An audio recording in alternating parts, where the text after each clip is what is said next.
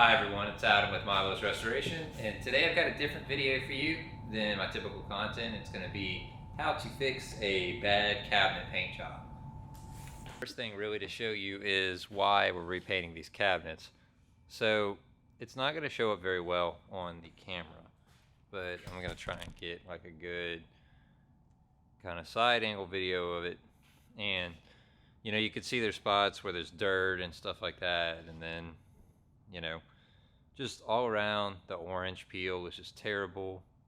Um, they tried to paint them with a brush or a roller or something like that, probably a roller, and they just used latex wall paint. To their credit, they did clean them and prime them though, so the paint is adhered pretty well. But yeah, the builder wanted to refinish them and completely get them repainted. It's a builder that I work for here, and there's like inconsistent all the way around the cabinet doors, bridging and stuff like that. So I'm going to show you how I'm going to deal with that. See here, I have a door that I've sanded, and this is what it looks like. I've gotten it smooth enough. There's an acceptable amount of kind of texture here and orange peel for me to start with. Sanded the back too, the same way. I'm not going to go as heavy on the back though because I'm not as worried about it. This is more just like a realistic kind of how to fix this. And I've caulked the panels. So these are like I forget what they call it. It's like ply core or something like that. It's not a solid wood panel, floating panel, which I would not caulk, but these I will caulk, and there's a whole debate about that. But for the purposes of this fix, it just really needed to be done. And yeah, so I'm going to sand the doors back with 180 and 220. I'm going to be using two sanders today, but really you can use any sander you want to. I've got a Mirka Deros like 5-inch orbital here. It's got 220 on it, and I've got a surf prep pad with a fine pad, the thin one. And I just alternate between the two. I keep them both plugged up, and it just makes like this sander is a lot faster for sanding flat all the large areas, but then for the crevices and the curves and all the little small areas and stuff like this, I like to use this.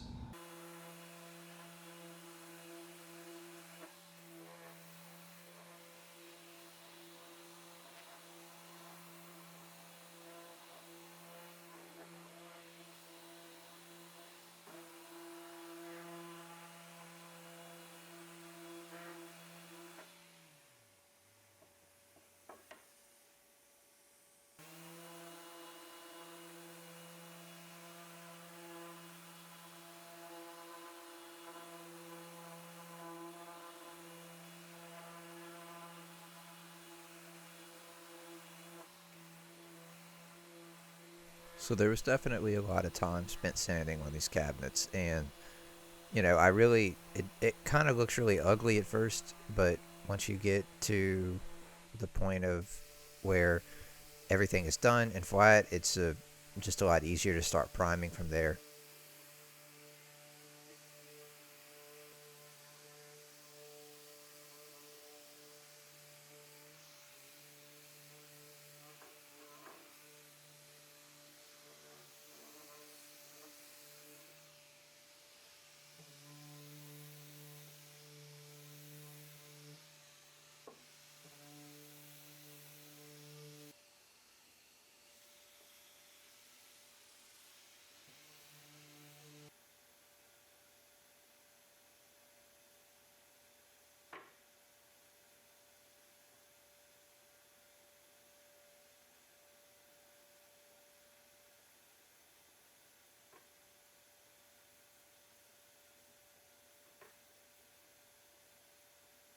So before we get farther into this video, I just want to thank everybody for 1,000 subscribers, and also say that I've got a lot of good stuff planned for the channel as it grows. Probably going to do like live streams, answer questions from viewers about painting and furniture flipping and all that other kind of stuff. Just definitely waiting till we get a little bit bigger of an audience to do that kind of thing, because I feel like there wouldn't be too many viewers of it right now. But yeah, as it grows, I definitely want to start doing that content, and also just more furniture flipping and painting, home projects, even client projects and stuff like that I'm going to be filming. So yeah, thanks for subscribing, and thanks for helping me to grow the channel.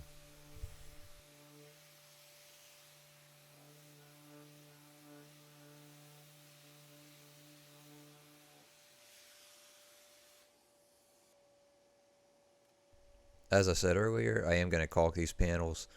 There's a whole debate on that, and it's really lengthy and just kind of really, you know, in my opinion, it's a little bit of a topic that I think you should use common sense with it. If the panel's going to be floating, it's a floating panel. It moves. It's designed to move. You shouldn't caulk it probably. But if it's a ply core panel or something like this, where it's probably got an MDF core or some kind of like very stable plywood, then I think it's fine to caulk the panel. Honestly, it's not that big of a deal. I'm probably going to get some comments about that, but it honestly really needs to be what looks best, in my opinion. So my general process for the caulk is just I take a damp rag after I'm done. So I'll use my finger or a tool and kind of put it in the joint and then remove all the excess and then wipe everything with a wet rag, because I don't really want caulk residue just all over the surface, even though it is paintable.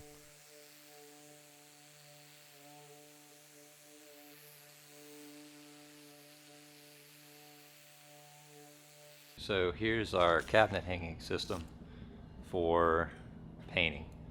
And I've got the sanded doors up. I've wiped them off with the microfiber. And basically it's just two brass hooks drilled with a small drill bit, and then these little hooks that one of my friends who's a painter uses them a lot gave me.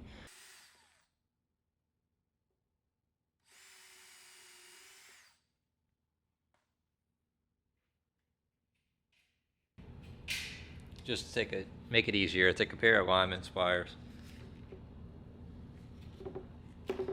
push it into here like that, and it just makes it a lot easier to twist it. It doesn't have to be all the way in, just enough to hold it.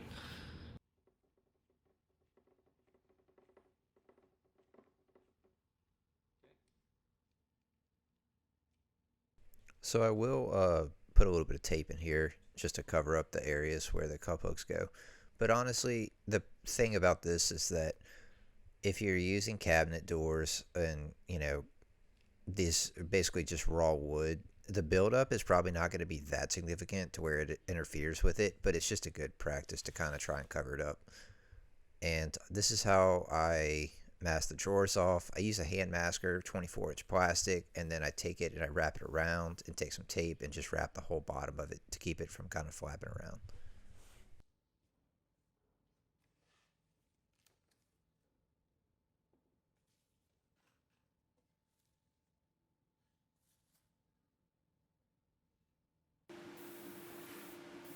So we're using Sherwin Williams Gallery series here, and this is the first time using this system for me that I actually set up in my own shop with like the cabinet hangers. So I did on the subsequent coats find a way to stabilize the doors where they don't really move like that, but I didn't really care for the first coat. I'm just kind of loading it up with paint and I'm going to sand it all back flat. So yeah, I just wanted to get a coat of everything and get them all sealed up. And it's a Graco 390 cordless that I'm using, and it's got a 308 spray tip on it, FFLP, which is Graco's low pressure line. And yeah, I just, Sherwin-Williams Gallery in like an off-white color, and it's a self-sealer. You can use it as a primer technically, although I would not recommend that. It's just in this case the doors had already been primed, so didn't really want to build up a bunch of primer and other stuff on it, although using a primer might have been an easier route than using the gallery, because the gallery is pretty thin.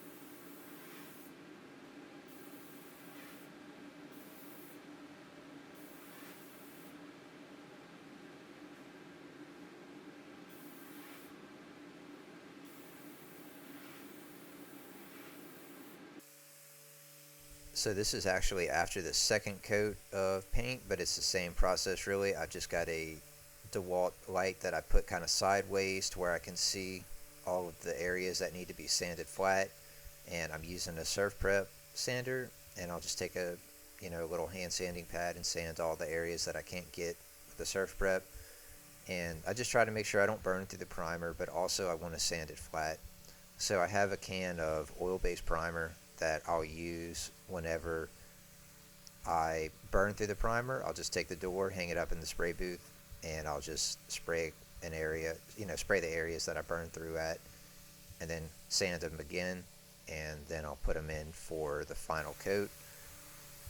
And I just want to make sure that I get rid of anything that looks like it might show up in the final coat.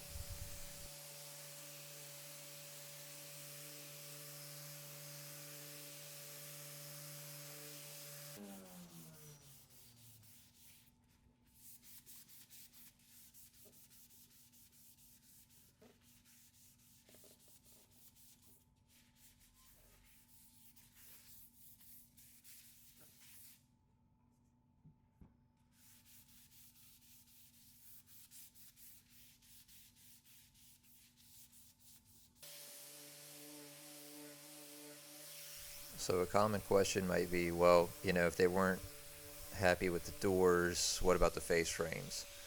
And it's actually a lot easier sometimes for people to paint the face frames because it's just such a small area. It's really hard to mess up.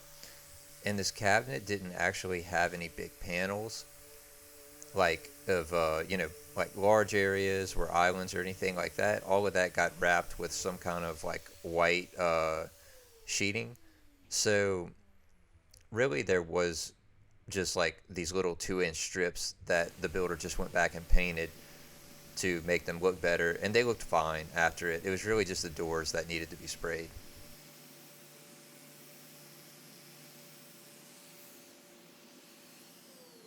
But yes, if you do have a kitchen that has, big areas and everything like that that need to be sprayed, then there's a whole process for that I've done. I go inside and mask off everything and then just find a way to ventilate the area and spray inside. There's just really no good solution for that. It just is best to spray everything if you can.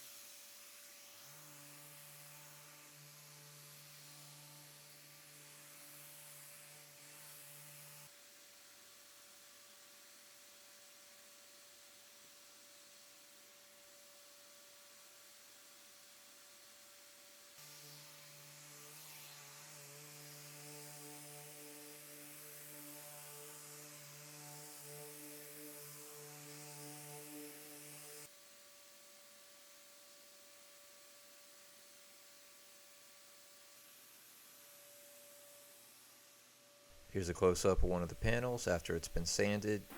If it looks good in the light, then chances are it's probably going to be fine when you spray it. So this time I've stabilized the doors with a clamp up top. Just helps to keep them from moving. And at this point I'm really paying attention to how I'm spraying. I've got the gun held 12 inches away at pretty much a flat angle, and I'm just making sure that I don't spray and get any runs or anything like that. Gallery is easy to get runs with, so you just need to be careful. I make one pass at the top and on the sides and on the bottom, and then I make a pretty much even 50% overlap pass from about a foot away. And this time I'm using a Tri-Tech tip on a Graco sprayer. It's the same sprayer, but it's just a different spray tip. And I've got the clean shot valve to stop the spits.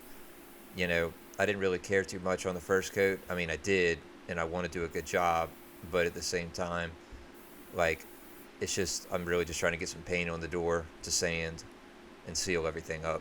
But this matters a lot, so I'm just being really careful.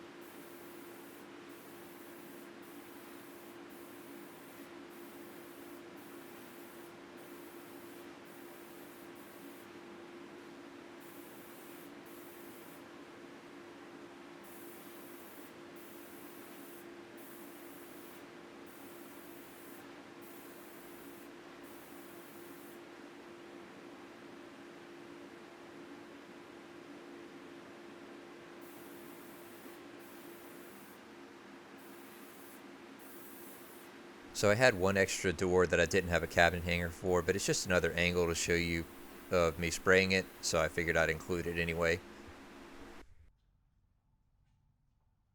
Here's all the doors hanging up after their last coat. Everything got sprayed.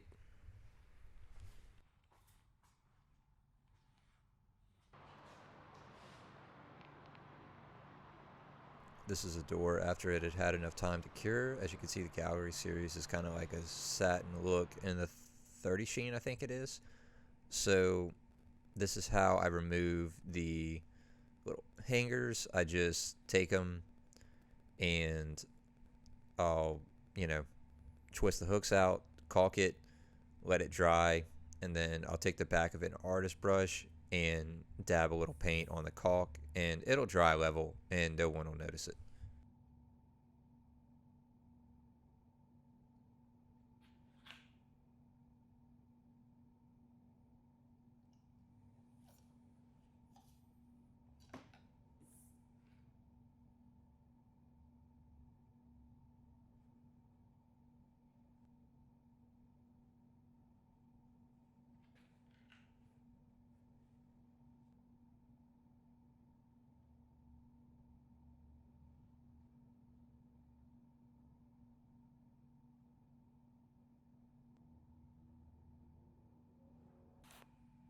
So here's a door, and it's all finished and ready to go.